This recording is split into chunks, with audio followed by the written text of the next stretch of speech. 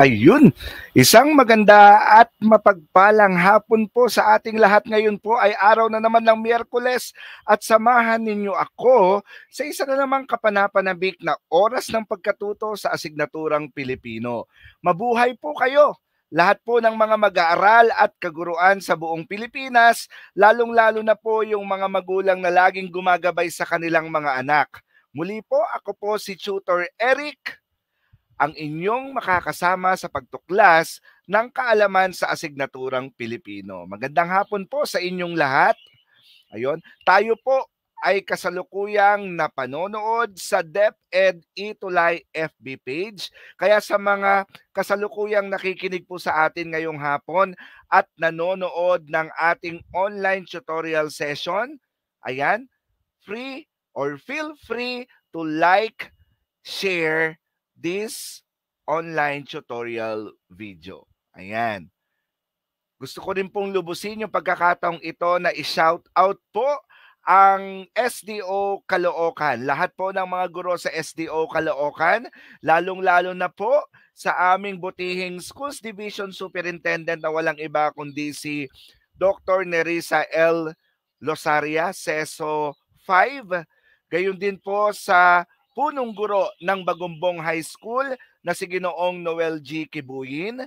Gayon din po ang puno ng Kagawarang Pilipino na si Ginang Emma D. Pastrana at sa buong departamento po ng Pilipino sa mataas na paaralan ng Bagumbong. Isang maganda at mapagpalang hapon po sa inyong lahat. Ayun. Ngayon po ay ikalawang linggo na po ng ika-4 na quarter at ang tatalakayin po natin ngayong hapon, makinig kayo mabuti, ay tungkol sa paglikom ng datos sa pananaliksik. Ayan. Ito po yung 2 minuto para batiin po yung mga kasalukuyang nanonood at nakikinig sa atin ngayong hapon. Magandang hapon sa iyo, Richelle Kulili. Ayan, ng San Mariano National High School, Christine Panton Relevante, Chantel Gomez, Christian Edward Di Santiago from St. Michael Academy of Valenzuela, Harriet Liabore Casero ng Ocampo National High School, SDO Camarines Sur, si Leia Castro, si Kenji Codera ng May Kawayan National High School, magandang hapon sa iyo, si Ezra C. Madawin ng San Mariano National High School. Yan, magandang hapon sa iyo, Lisel Vegerano. Yan, from SDO Camarines Sur din, Graciela Buensuceso, magandang hapon sa iyo. Ayan, John Kyle Brandes ng Ocampo National High School, SDO Camarines Sur. Gayon din si Angelica Siena, si Shia Ruve, si Ermeline Madawin ulit ng San Mariano National High School. Magandang hapon din sa iyo, Ma'am Lisel Gata ng San Mariano National High School. Siya po ay isang guro sa asignaturang Pilipino or guro ng asignaturang Pilipino. Ayan, si Cristelyn Acera. Magandang hapon din sa iyo, Ma-Flor Ancheta ng San Mariano National High School. Ayan, Frenalyn Galang. Magandang hapon din sa iyo, si Crisandra Dimple Francisco, grade 9 Eucalyptus ng San Mariano National High School. Ayan, si Princess Elijah Bensuceso Conchas ng San Mariano National High School, SDO Isabela, si Antoinette T. Hernandez, si Ilona Barha, si Shane Dalit, si Aisel Cabasag. Yan, magandang hapon sa inyong lahat. Ayan, direct. Paki-share na po ang aking screen. Magandang hapon po sa iyo, Direk. At yan, maraming salamat po sa laging paggabay sa amin dito sa Itulay Online Tutorial. Ayan.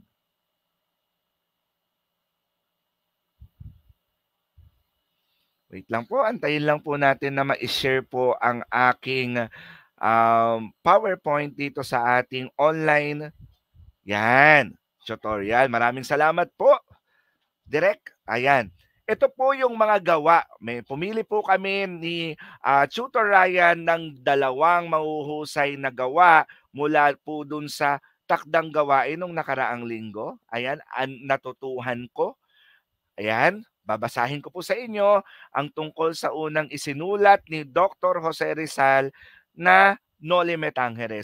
Sinimulang sulatin ni Dr. Jose Rizal ang Noli Me Tangere noong taong 1884 sa Madrid at sa Berlin. Natapos si Dr. Jose Rizal ang huling bahagi ng nobela noong Pebrero 21, 1887. Ginawa niya ang kanyang nobelang Noli Me Tangere bilang salamin ng lipunan noong panahong iyon. Mga dayuhang Espanyol na noon ay sumasakop sa Pilipinas na resulta ng paghihirap ng ating bansa. Ang Uncle Tom's Cabin ang naging inspirasyon ni Dr. Jose Rizal sa pagsulat ng Noli Me Tangere tungkol sa mga paghihirap at pag-aalipin ng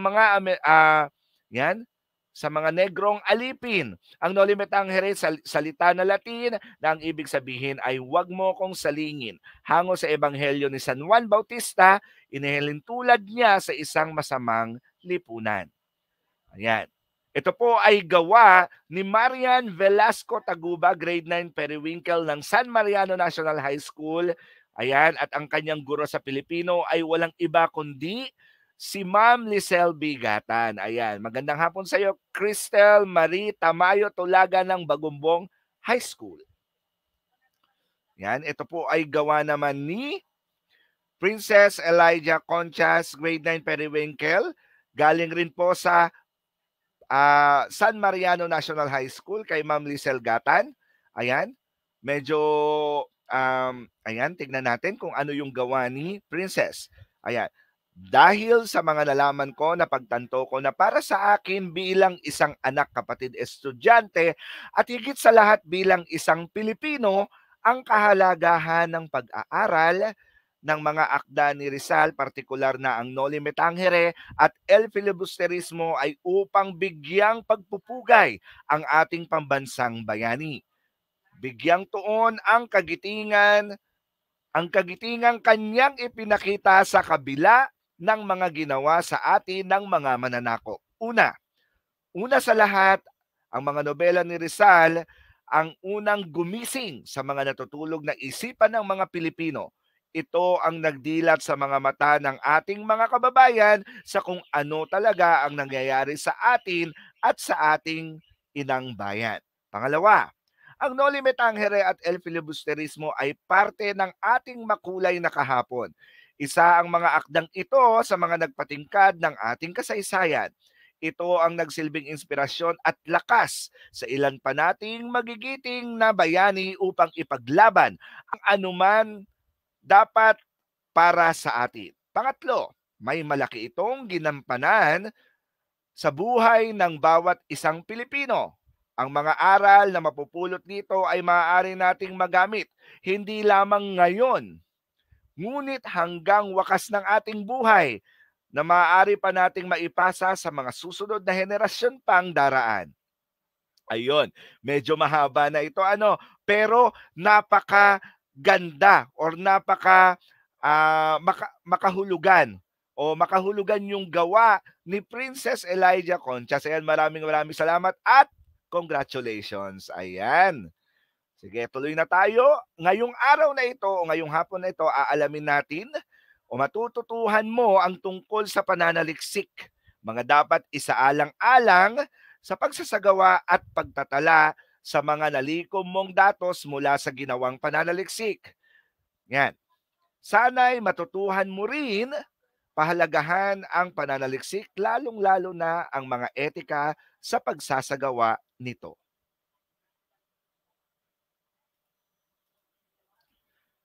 Ayan, ito po yung mga layunin natin ngayong hapong ito, na itatala ang nalikom na datos sa pananaliksik, nabibigyan katuturan ang pananaliksik, nakapagtatala ng mga nalikom sa datos sa ginawang pananaliksik at napahahalagahan ang mga etikal na pamantayan sa pagsasagawa ng isang pananaliksik. Magandang hapon sa iyo, Kerubin Gabriel Villamor ng SDO Quezon City mula sa mataas na paaralan ng Novaliches. Ayan. Muli po, ang pag-aaralan natin ngayong hapong ito ay tungkol sa paglikom ng datos sa pananaliksik. Ayan. Magandang hapon din sa iyo, Ma'am Morena Pascual Bawa ng Bangkero Integrated School, SDO Isabela. Salamat rin sa Schools Division Office ng Negros Oriental mula sa ikapitong rehiyon, yan, para sa ating sanggunian ngayong hapong ito. Para sa ating panimulang gawain, ayan, basahin ang mga katanungan, unawain mabuti at i-comment lang sa ating comment section ang inyong mga kasagutan. Sa bawat tanong, bibigyan ko kayo ng 20 segundo. Ayan. 20 segundo para ibigay ang inyong tamang kasagutan gamit ang ating comment section. Ayan. Una, 30 segundo pala.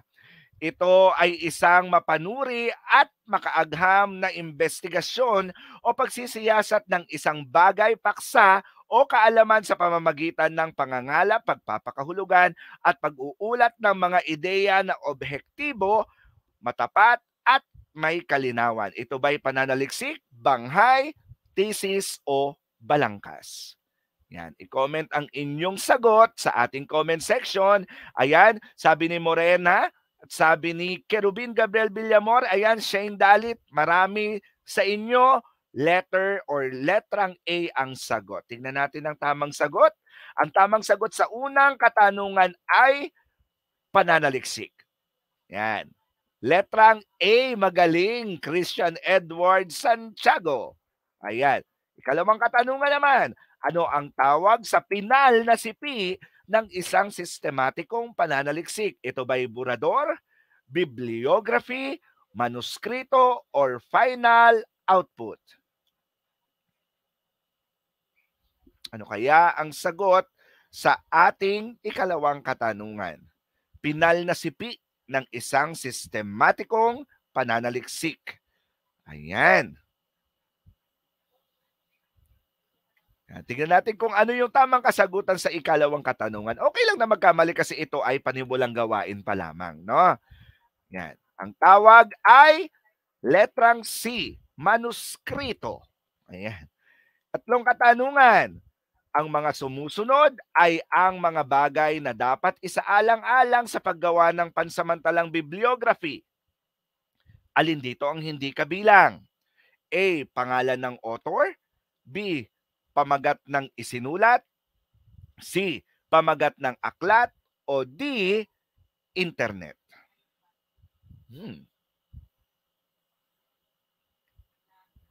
Alin dyan ang hindi kabilang sa mga dapat isaalang-alang sa paggawa ng pansamantalang bibliography? Ang tamang sagot ay letrang D, internet. Ayan, maraming salamat sa mga aktibong sumasagot dito sa ating comment section. Ayan, ito ay patlang na tahasang paggamit at pangungopya ng mga salita at o ideya ng mga walang kaukulang pagbanggit o pagkilala sa pinagmulan nito. Ito ba'y burador, manuskrito, suring papel o plagiarism? Ano kaya yun? Uy, may sagot na kaagad sila.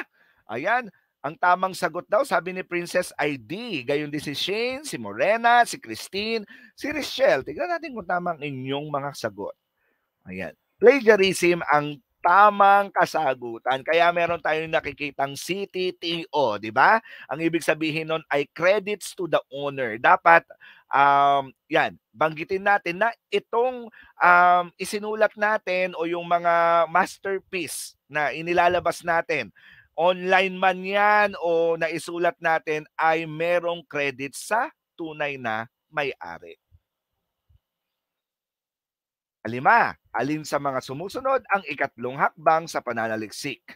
Pagsusuri ng datos, pagbabahagi ng pananaliksik, pangangalap ng datos o pamimili ng pananaliksik? Ano kaya yung tamang sagot sa ikalimang katanungan? Ayan, abangan natin sila. Meron pang 10 segundo.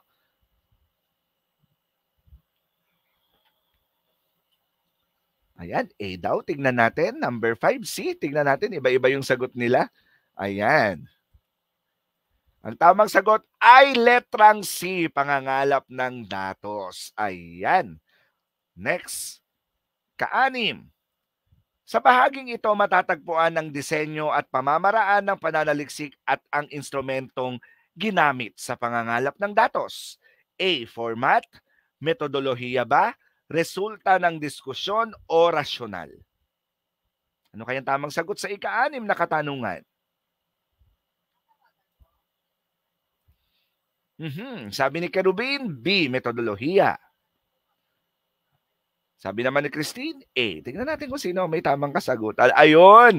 Ang tamang sagot sa ika-6 na katanungan ay letrang B. Metodolohiya. Para sa ika-7 katanungan, ang patlang ay pagsulat sa tala sa sariling pananalita ng nagsasaliksik ng hindi mabawasan o madaragdagan ang orihinal na diwa. A. Lagom, B. Hawig, C. Card o D. Panipi. Medyo nautal ako doon, medyo nabulol ako doon. Ayan, sabi ni Christine, D. Yan. Sa ika-7 bilang. Dami talagang sumasagot dito. Sabi ni Christian, A. Tingnan natin kung ano yung tamang sagot dito. No? Sabi ni Emil, D. Ayan. Ang tamang sagot ay letrang A. Ayan. Alam kong handang-handa na kayo para tuklasin ang ating paksa ngayong ikalawang linggo. Ang huhusay ninyo, talaga namang kitang-kita na aktibo kayong sumasagot sa aking mga katanungan at alam ko na sabik na kayong matuto ngayong hapong ito. O, ito meron akong mga konting katanungan lang naman sa inyo. Ayan. Sino dito ang mahilig magbasa? Ayan. Paki-send nga o paki-pusuan nga o mag-send kayo ng heart dito sa ating comment section kung kayo ay mahilig ring magbasa. Ayan. Kung mahilig kayo magbasa, ano ang pinaka-paborito mong aklat na nabasa? Okay, Cristelyn. Ayan, si Cristelyn daw ay mahilig magbasa.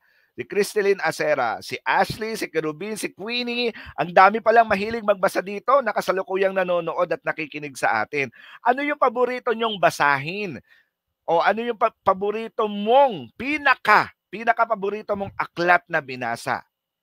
At sa tingin nyo, bakit mahalagang sanayin ang sarili na magbasa ng iba't ibang babasahin?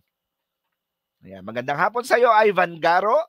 Ayan, Project Loki by Akosibara.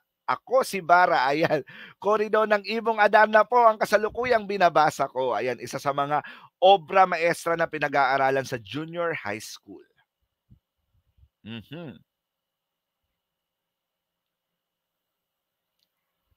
Rhea Jane Rinion at Wendell Belen, magandang hapon sa inyo. Okay. Harry Potter and the Philosopher's Stone. Ayan. Alam kong marami sa inyo ang mahilig magbasa, no? Ayan. Ano nga bang ibig sabihin ng pananaliksik? Kaya ako tinanong sa inyo yon kasi merong kaugnayan yung mga katanungan ko na yon sa paksang tatalakayin natin ngayong hapon. Ayan, sabi ni Krisha Farah Ubaldo, ang paborito kong aklat na nabasa ay science book. Ayan, mga libro sa agham. Ano nga bang ibig sabihin ng pananaliksik?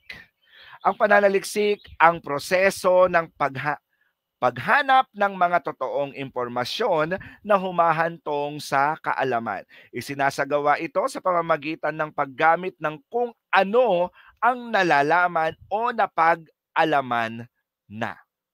Ayan. Isinilang ang gawaing pananaliksik nang magsimulang magtanong ang mga sinaunang mga tao sa mundo hinggil sa mga bagay-bagay at nagsimula ring maghanap ng mga kasagutan para sa mga katanungang ito. Tayo kasi, kung meron tayong mga hindi alam at lalong-lalo na yung mga gusto nating matutuhan at gusto nating malaman talaga, ay talagang gagawa tayo ng paraan para malaman natin kung ano yung mga impormasyon na dapat nating malaman, no, para mas lalo tayong para maging pag naghahanap kasi tayo ng mga datos sa pananaliksik parang nagiging nagiging fulfilled tayo. Yung fulfillment na nararamdaman natin kapag nalaman natin yung Yun, yung mga datos o yung mga impormasyon na dapat nating malaman.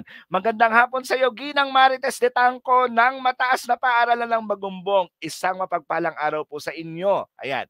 Halimbawa ng mga ito ang mga nagsipagtala ng mga paggalaw ng mga bituin ng kalangitan.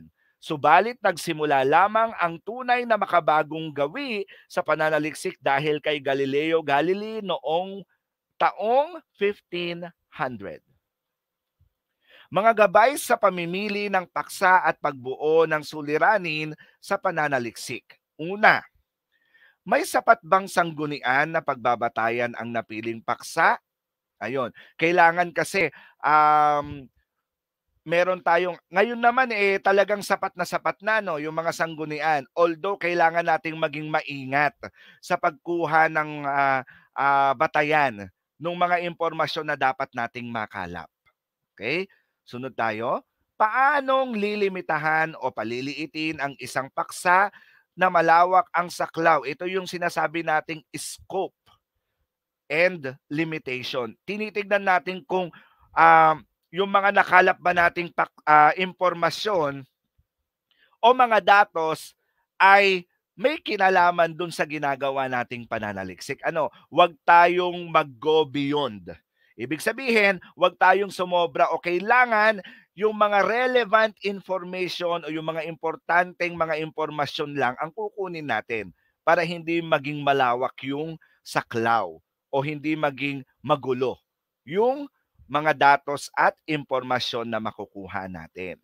Sunod, makapag-aambag ba ako ng sariling tuklas at bagong kaalaman sa pipiliing paksa? Ano ba yung mga maibibigay ninyo? Yung maiko-contribute nyo? Kung papaano nyo gagawing malikhain yung pananaliksik. Ayan. Sunod, gagamit ba ng sistematiko at siyentipikong paraan upang masagot ang tanong? Ito yung mga gabay sa pamimili ng paksa at pagbuo ng suliranin kapag tayo ay binigyan ng pananaliksik. Ayan. O research. Mga gabay sa ethical na pananaliksik. Makinig kayo mabuti. Pagkilala sa pinagmulan ng mga ideya sa pananaliksik, voluntaryong partisipasyon ng mga kalahok, gayon din ang pagiging kompidensyal at pagkukubli sa pagkakakilanlan ng kalahok at pagbabalik at paggamit sa resulta ng pananaliksik. Ito po ay ayon sa American Psychological Association ng 2003 at ang Center for Social Research Methods na maaaring maging gabay ng mga nagsisimulang mananaliksik sa anumang larangan. Ayon sa Purdue University Online Writing Lab, ang plagiarism ay ang tahasang paggamit at pangungopya. Dito dapat tayo mag-ingat, no? Doon sa mga kasalukuyang nanonood at nakikinig sa atin ngayong hapong ito, wag na wag ninyong kakalimutan na dapat kung kukuha tayo ng mga impormasyon o mga datos ay dapat tinitignan natin kung kanino talaga yung original o sino talaga yung nagmamay-ari, yung original owner. Ayan, na tinatawag.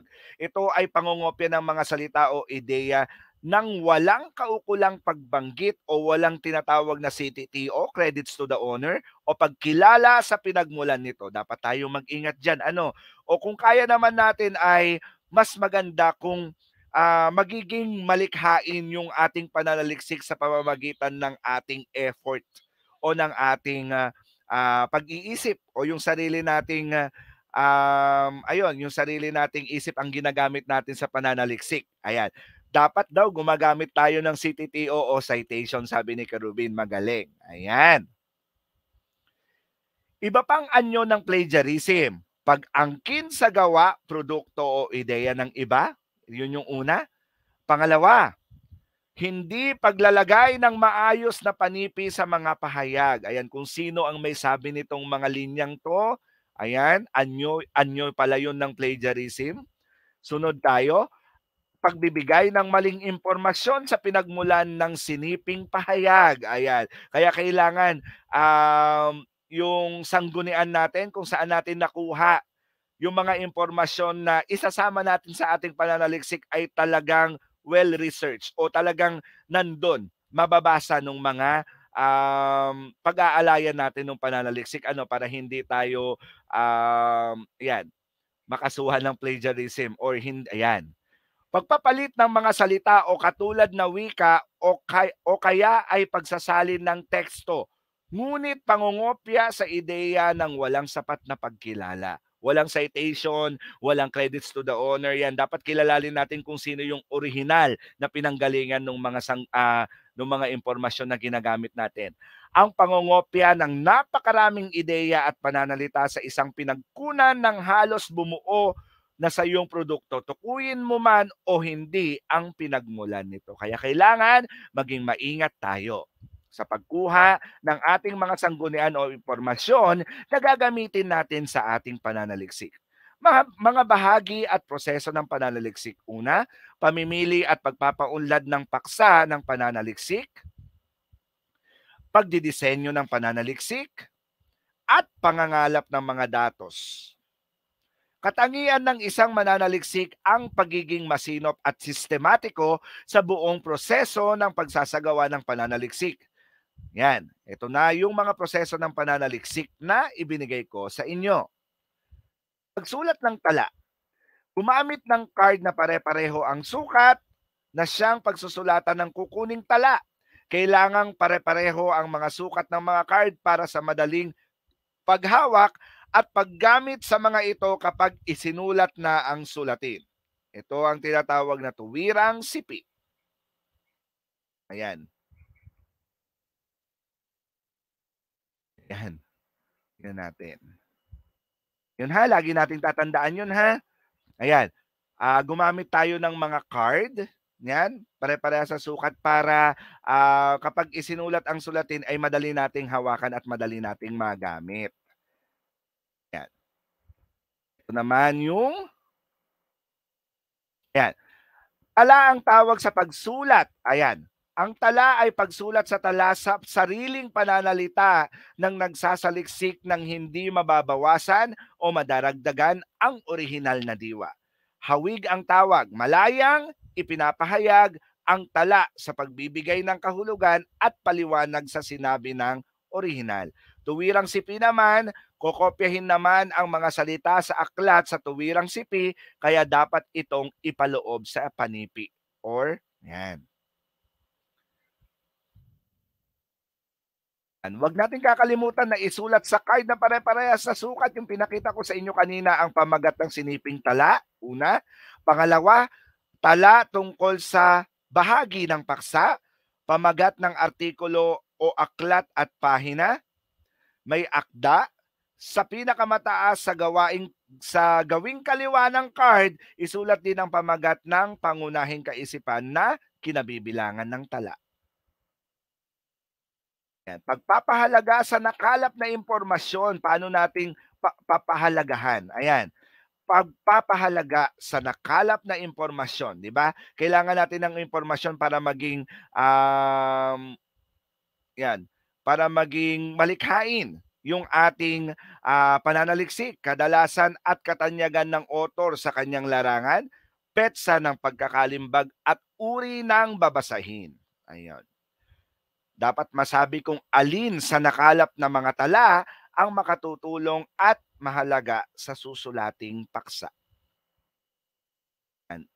Ikatlo, yan, yung huli, ang pangunahin at pantulong na sanggunian. Lagi nating tatandaan to ha. Kadalasan at katanyagan ng author sa kanyang larangan, kung kailan inilimbag, kung saan tayo kumuha ng impormasyon, kung anong uri ng babasahin natin kinuha, kung saang uri ng babasahin natin kinuha yung impormasyon, at ang pangunahin at pantulong na sanggunian. Yan. Ito yung balangkas sa pagsulat ng isang pananaliksik. Unang kabanata, ang suliranin at sanligan nito, rasyonal at kaligiran ng pag-aaral, paglalahad ng suliranin, layunin at kahalagahan ng pag-aaral, review ng kaugnay na literatura, theoretical na gabay at konseptual na balangkas sakop at delimitasyon sa pag-aaral at yung flow or daloy ng pag-aaral. Ito ang bumubuo sa kabanata o unang kabanata o chapter 1 ng isang research or pananaliksik. Ito naman yung ikalawang kabanata or chapter 2, metodolohiya at pamamaraan, disenyo at pamamaraan ng pananaliksik, lokal at populasyon ng pananaliksik, kasangkapan sa paglikom ng datos, paraan sa paglikom ng datos, paraan sa pagsusuri ng datos. Yun ay ikalawang kabanata. Tatlong kabanata naman ang resulta at diskusyon at ikaapat na kabanata ang lagom, konklusyon at rekomendasyon.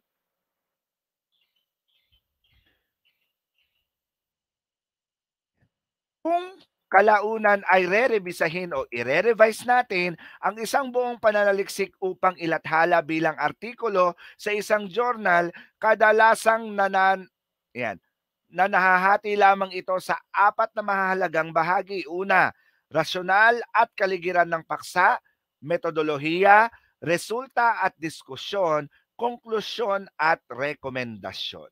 Ayan. Alam kong naunawaan ninyo ang ating aralin ngayong hapong ito na tungkol sa pananaliksik. Ayan.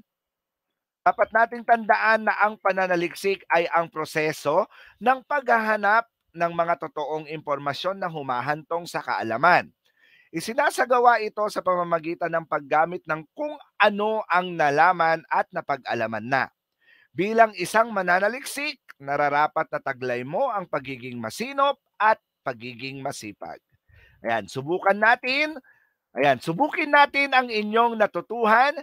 Alam kong handang-handa na kayo at ayan, ito yung pagpipilian natin. Basahin at unawain ng mabuti ang mga sumusunod na tanong. Piliin lamang sa ating kahon ang tamang sagot at i-comment sa ating comment section ang tamang kasagutan sa bawat tanong. Ito ay yung mga pagpipilian. Tuwirang sabi, lagom, plagiarism, manuskrito at pananaliksik. O, ito yung unang tanong. Ito ay ang proseso ng paghahanap ng mga totoong impormasyon na humahantong sa kaalaman. Ayun, bibigyan ko kayo ng clue. Ito ay nagsisimula sa letrang P. Ito yung paksa natin ngayong hapon. Tingnan natin kung sino yung makakakuha na. Sabi ni Ezra Madawin. Pananaliksik ang tamang sagot. Meron na lamang tayong 5 segundo. Ayan, Morena at Shane. Ayan, tingnan natin kung tamang inyong sagot. Pananaliksik ang tamang sagot. Ayan, magaling. Grabe, ang galing naman itong mga nanonood at nakikinig sa atin ngayong hapon. O, ito ang tawag sa pinal na sipi ng isang sistematikong pananaliksik. Pinal na sipi ng isang sistematikong pananaliksik. Kung hindi ako nagkakamali, nagsisimula ito sa letrang M. Tignan natin. Kalawang bilang. Meron lamang tayong 5 segundo na natitira. Ayan. Sa ikalawang bilang, ang tamang sagot ay manuskrito. Katlo, ito ay ang tahasang paggamit at pangongopya ng mga salita, ideya, ng walang kaukulang pagbanggit o pagkilala sa pinagmulan nito. Ano yung tamang sagot dito? Nagsisimula yata ito sa letrang P.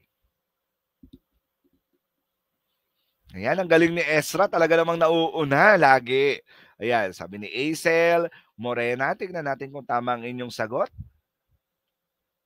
Plagiarism, ang tamang sagot sa ikatlong katanungan. Ayan, kaapat na tayo. Tumutukoy ito sa pagsulat sa tala, sa sariling pananalita na nagsasaliksik ng hindi mababawasan o madaragdagan ang orihinal na diwa. Kaapat na bilang. Maraming salamat sa mga kasalukuyang nanonood at nakikinig sa atin ngayong hapong ito. Mapa-guro man kayo, mag-aaral sa iba't ibang baitang. Maraming salamat sa inyo at lalong-lalo na dun sa mga walang sawang o yung mga magulang na walang sawang gumagabay sa kanilang mga anak, no? Ayan, tignan natin. Tala, tama si Emiljan Tadeo, si Criseline Acera. Kalimang bilang. Ito ay ang pagkokopyahin. naman ang mga salita sa aklat kaya dapat itong ipaloob sa isang panipi. Yan. Kung kokopyahin natin ang mga salita sa aklat, dapat itong ipaloob sa isang panipi. Ano kaya ang tamang sagot dito?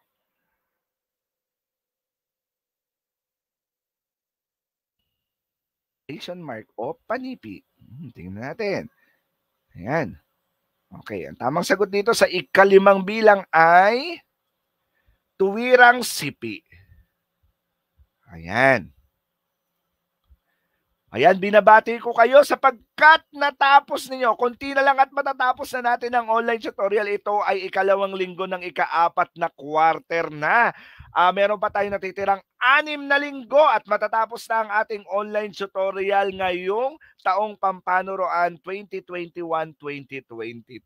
Sana hanggang dulo makasama namin kayo, lalong-lalo na yung mga aktibong nanonood at nakikinig sa ating online session tuwing araw ng Miyerkules 3:00 hanggang 3:40 ng hapon.